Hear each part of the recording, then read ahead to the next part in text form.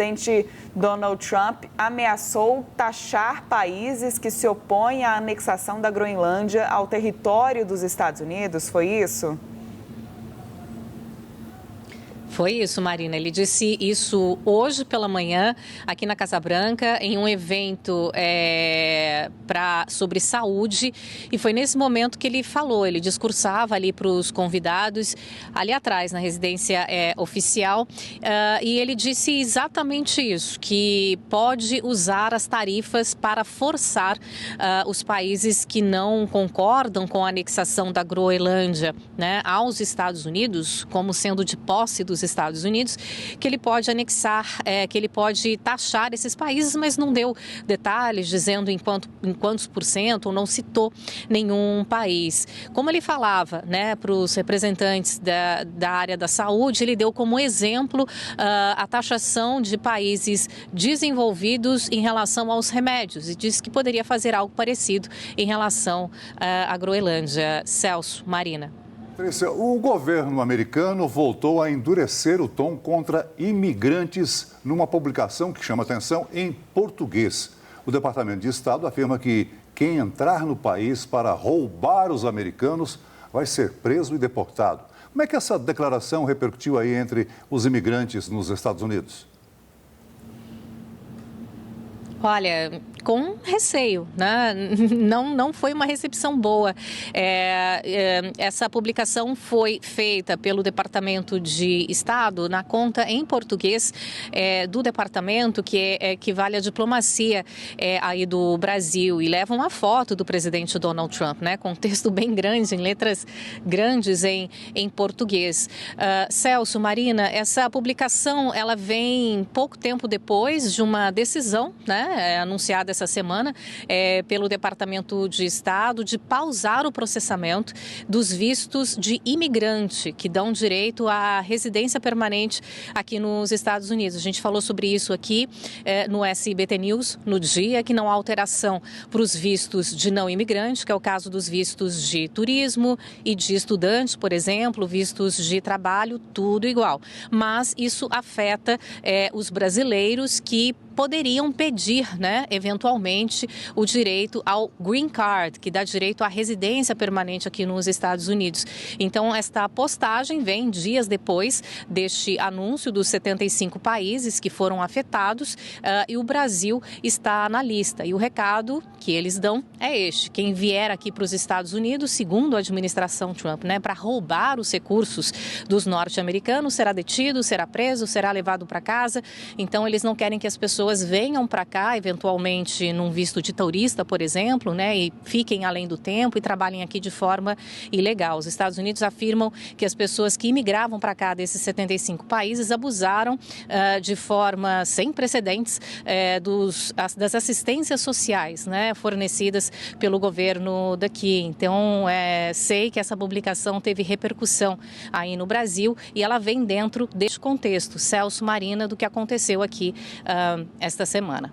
Lembrando também, né, Patrícia, daqueles protestos em Minneapolis contra agentes de imigração de Donald Trump que acabaram sendo inflados depois da morte de uma mulher na semana passada. Então, tudo isso nesse contexto e o presidente Donald Trump aumentando ainda mais o tom, subindo o tom depois da ameaça de, por exemplo, invocar a lei de insurreição para conter os protestos, de enviar a Força Nacional para Minneapolis. E aí vem essa publicação, né, essa novidade sobre os vistos para imigrantes. Então, tudo isso nessa esteira. Patrícia Vasconcelos trazendo, então, para a gente esse balanço das declarações de Donald Trump nessa sexta-feira, depois de uma semana muito agitada por lá. Obrigada, Patrícia, pela sua participação aqui no Jornal do SBT News. E nós vamos seguir falando sobre os impactos das ações de Donald Trump no mundo. A gente recebe a professora de Relações Internacionais da Fundação Escola de Sociologia e Política de São Paulo, Ana Carolina Marzon. Boa noite, professora. Boa noite Celso, boa noite, Marina. Muito obrigada por me receber. Bem-vinda ao Jornal do SBT News. Donald Trump, professora, voltou a reforçar que os Estados Unidos precisam anexar a Groenlândia devido à segurança nacional, vital para o que ele chama de escudo antimíssil. domo de ouro e ameaça impor aí tarifaço aos países europeus que forem contrários. A senhora considera inevitável esta investida? Bom, vamos lá. O primeiro ponto é isso que você colocou. Então, o Donald Trump ele já vinha falando sobre essa incursão na Venezuela. Ninguém levava muito a sério, porque ele é uma pessoa de muita bravata, mas depois da invasão à Venezuela, essas ameaças tomaram um tom um pouco mais sério. Então, nós vemos que começam uma série de movimentações em relação à Groenlândia e que agora parecem ter um tom realmente mais concreto. Então, Donald Trump ele coloca que a Groenlândia, ele afirma que, por exemplo, Rússia e China teriam uma presença muito forte, né, nessa região do Ártico, que estariam fazendo exercícios militares em torno perto do território da Groenlândia.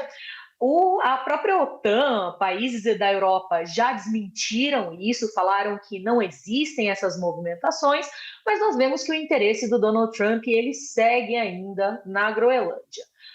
E nós vimos que, em relação à sua pergunta especificamente, o tarifaço que ele ameaçou colocar para países que se oponham a essa ação dos Estados Unidos, ele pode colocar, parece muito plausível no sentido de ele já colocou um tarifaço ao mundo por muito menos. Então, colocou o tarifaço, o primeiro tarifaço, que ele já retrocedeu em várias dessas tarifas para várias nações, mas colocou o tarifaço por questões econômicas e agora ele vem com uma série de ações mais duras, tentando trazer alguma concretude para as suas palavras.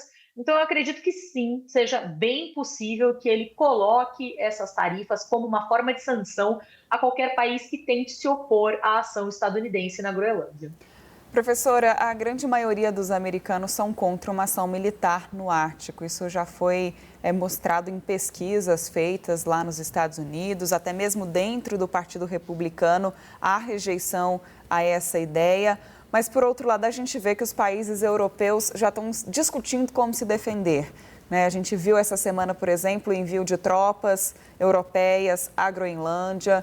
E isso tudo acaba sendo inflado com esse discurso de Donald Trump, que aparentemente não é só uma bravata, né, como muitos imaginavam até então.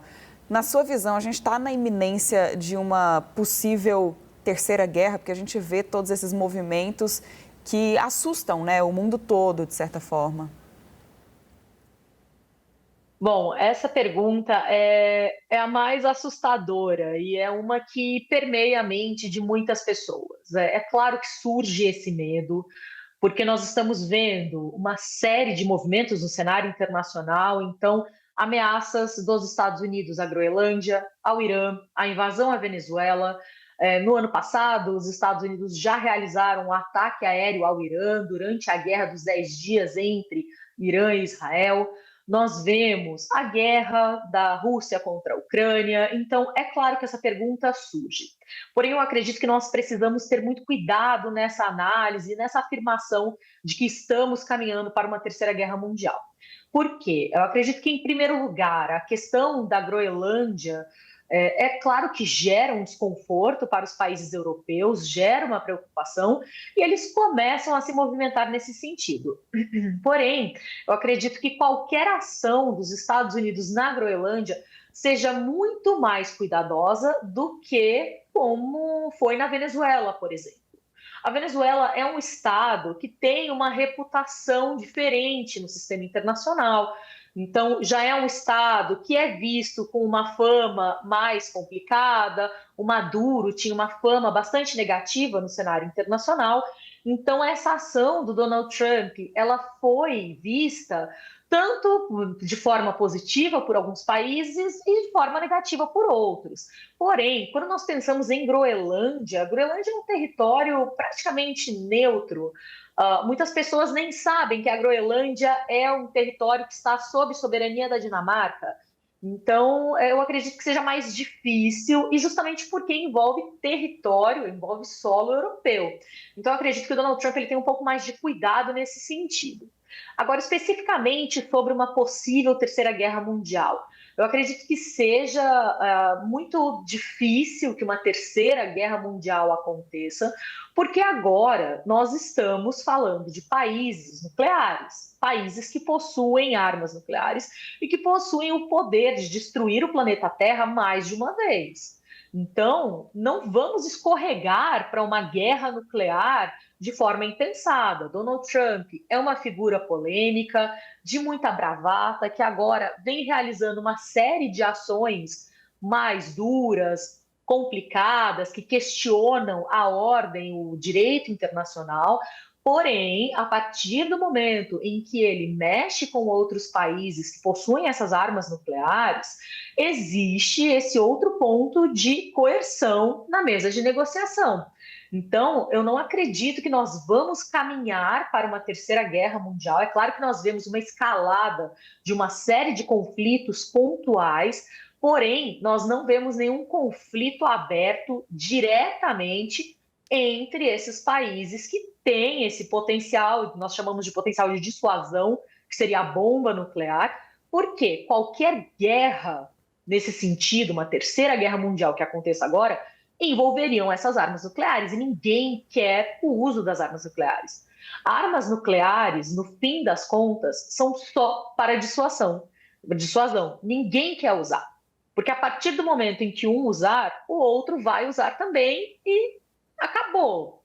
Acabou o território dos países que usaram. Então, eu acredito que sim, o cenário internacional está complicado, a situação não parece melhorar. Nós vamos ver o aumento desses confrontos, desses conflitos mais pontuais, porém, a partir do momento em que envolve países maiores que têm essas armas nucleares, nós já vamos ver uma cautela um pouco maior. Professora, a Europa reage às intenções de Donald Trump, mas também se preocupa com o avanço da Rússia sobre a Ucrânia.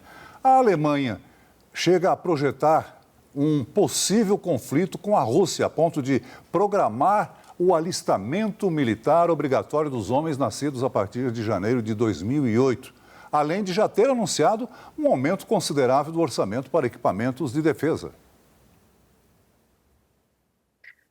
Pois é, esse cenário assusta um pouco também. Se nós analisarmos os orçamentos militares, não só da Alemanha, mas a própria proposição, a proposta do Donald Trump agora para os Estados Unidos, nós vemos que os países, no geral, estão aumentando os seus gastos militares.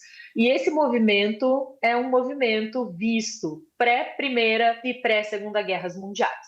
Então, por isso que essa pergunta da Terceira Guerra Mundial sempre paira sobre as nossas cabeças, faz sentido que ela paire, mas nós vemos exatamente isso. Existe essa preparação, esse início de mobilização, porém, eu não acredito que o Putin ele seja inconsequente a ponto de entrar na Alemanha.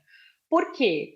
A Ucrânia, para a Rússia, ela é considerada historicamente solo russo. Então, dentro do mito de criação da Ucrânia e da Rússia, eles se fundem bastante.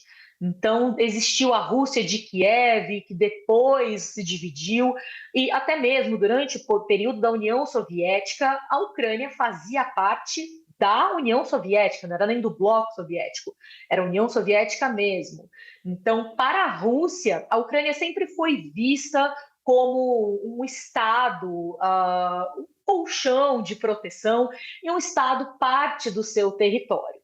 Então, para o Putin invadir a Ucrânia é algo mais tranquilo. Ela não faz parte da União Europeia, ela não faz parte da OTAN, ela não, e como nós estamos assistindo, há 4 anos, ela está lutando sozinha, tem apoio financeiro, até mesmo envio de armamentos, mas não recebe tropas, porque não faz parte de nenhuma dessas organizações que garantiria o apoio de outros países para a Ucrânia.